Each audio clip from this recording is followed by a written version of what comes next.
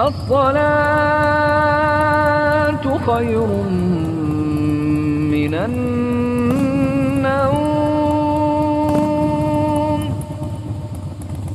الصلاة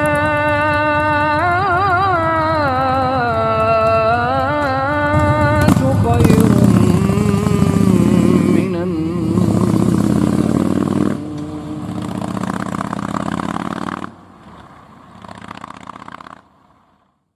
Assalamualaikum warahmatullahi wabarakatuh. Bertemu kembali dengan Biker Subahan Bandung, Maneh Iraha. Kali ini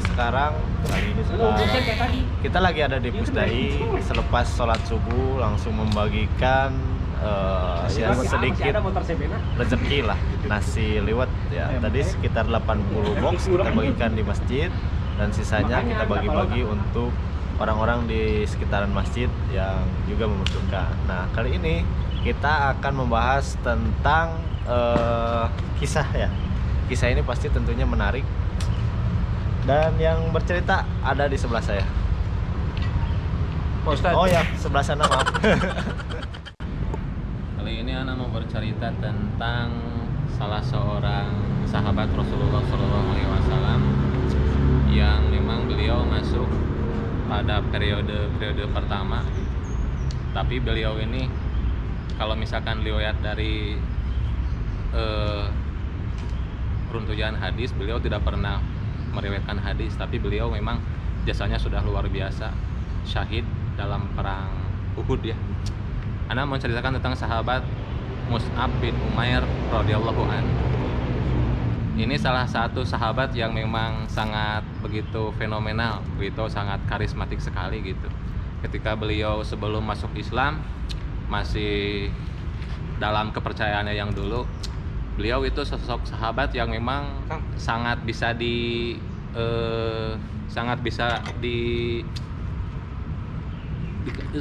nggak susah dikenali, dari parasnya, dari cara bergayanya, penampilannya, apalagi sangat dikagumi oleh para wanita. Karena apa? Karena beliau memiliki paras yang sangat ganteng lah kalau istilahnya seperti sekarang, dan beliau sangat sahabat yang wangi begitu. Jadi beliau itu sebelum datang, aroma wangi Mus'ab bin Umair itu udah tercium dari jarak beberapa meter, udah tahu, oh ini Mus'ab bin Umair mau lewat gitu kan. Itu karena fasilitas yang didapati dari orang tuanya, karena orang tuanya beliau adalah salah seorang pembesar kaum Quraisy juga gitu, salah seorang dermawan dan bangsawan gitu. Makanya berhubung anak satu-satunya Mus'ab bin Umair gitu, beliau difasilitasi oleh orang tuanya dengan kekayaan seperti itu, berpenampilan yang sangat wah gitu kan, berbaju dengan wangi-wangi yang sangat khas. Itu sahabat Mus'ab bin Umair.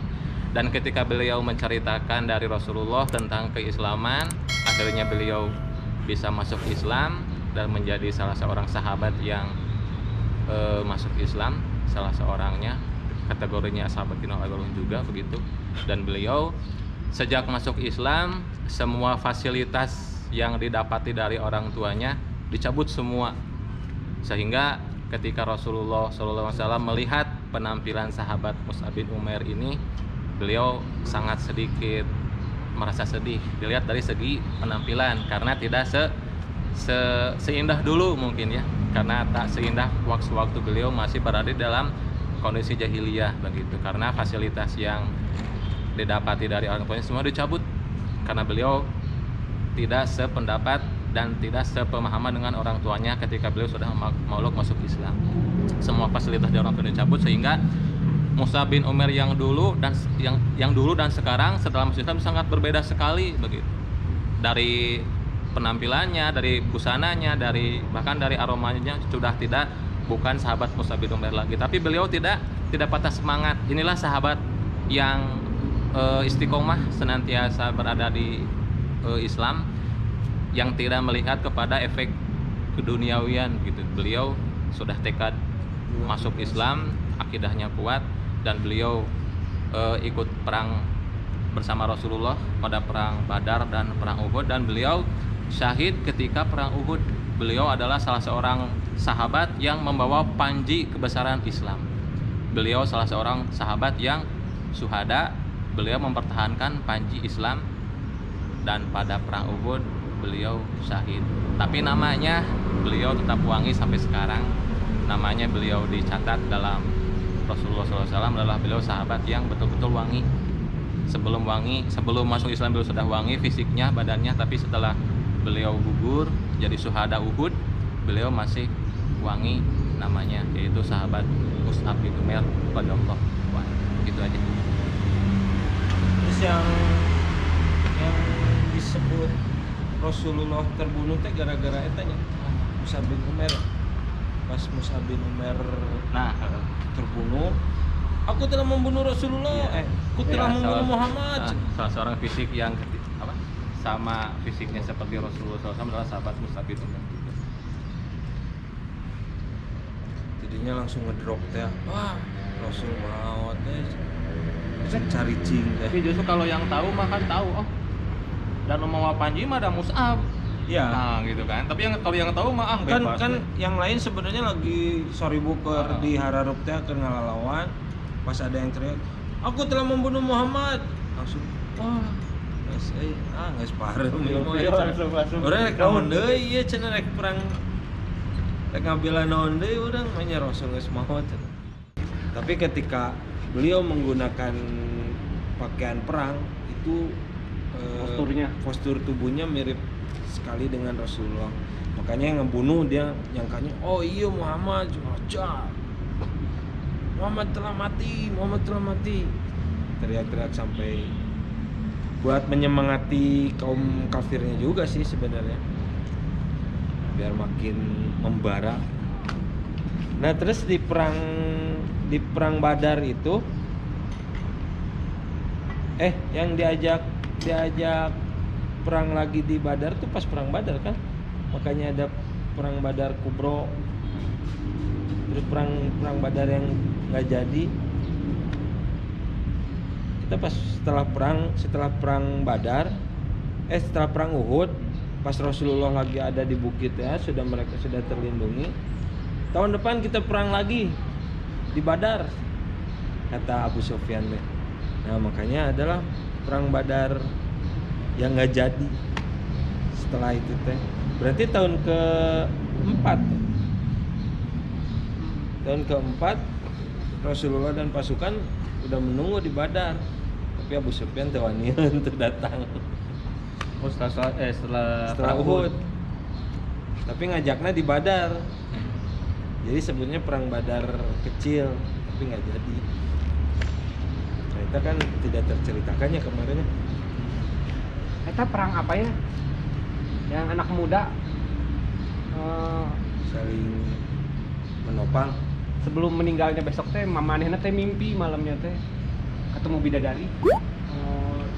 Terus Besoknya pas perang manehna terbunuh gitu pas lagi sakaratul maut. Ada sahabat kan yang mendekati kan, maksudnya mau mencoba menolong gitu kan. Manehna langsung ngomong, bidadari yang tadi malam aku mimpiin ada bidadari di sebelah cenah. Ya.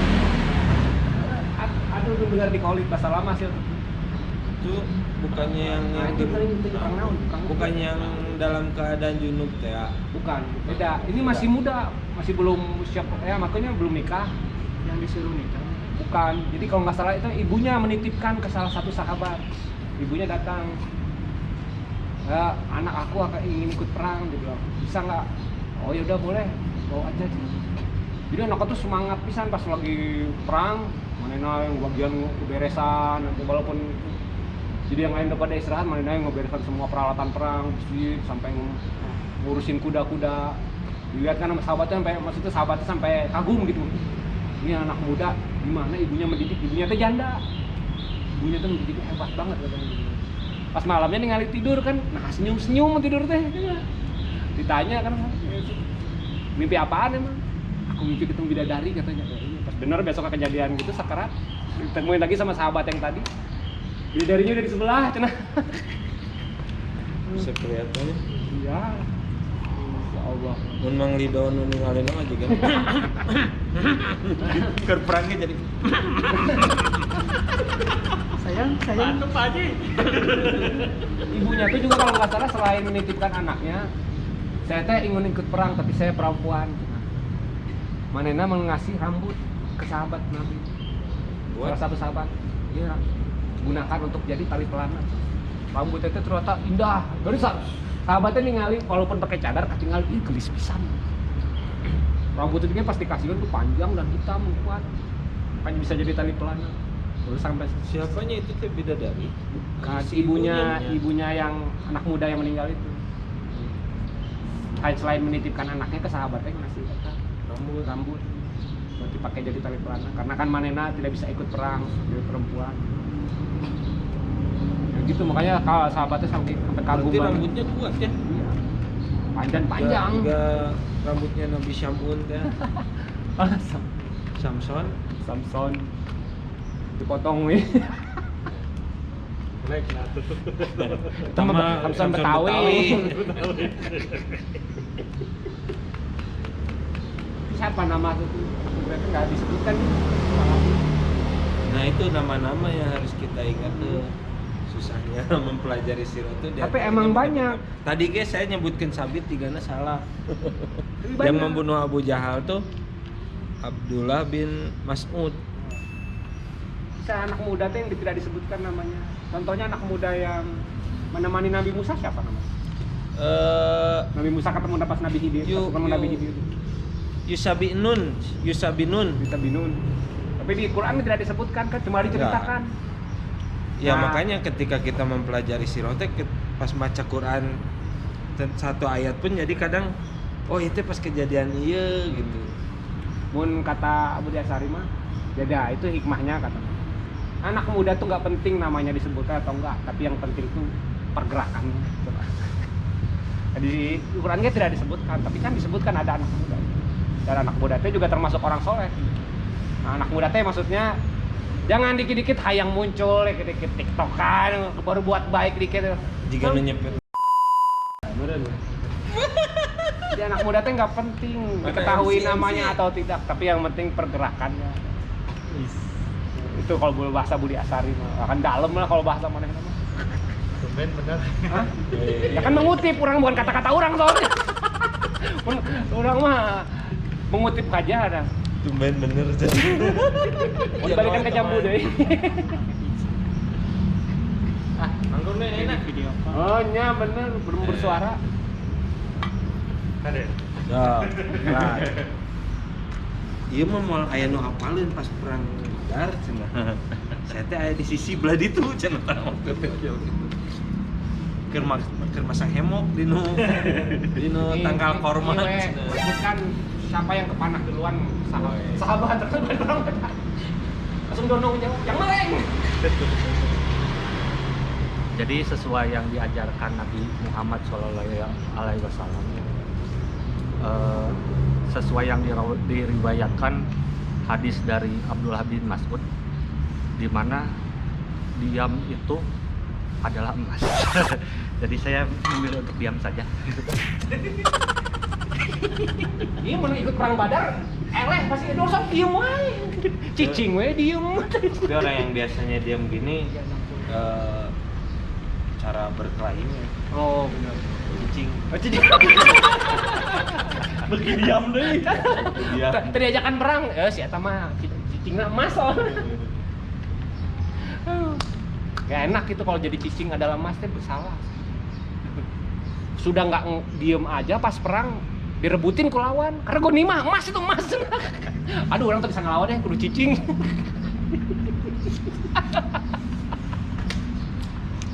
Tambahin lah peristiwa perang Uhud ya, karena banyak menelan para syuhada, para andalannya Islam dan Nabi Muhammad Rasulullah SAW. Salah seorang yang menjadi syuhada adalah paman beliau sendiri yang selama ini melindungi beliau dari ancaman Abu Jahal, DKK dan reng-rengannya gitu. Adalah Dan sahabat kafir lainnya Paman Hamzah bin Abdul Muthalib. Beliau menjadi salah satu syuhada Uhud gitu ya, karena beliau dibunuh oleh salah seorang budak namanya Wahsi. Tapi beliau juga yang bisa membunuh salah seorang nabi palsu, ya, Wasi, ya. nabi palsu, Musailamah Al-Kadzab gitu. Makanya beliau ketika sahabat Wasi ini, ketika beliau telah berhasil membunuh si Musailamah Al-Kadzab, si nabi palsu, beliau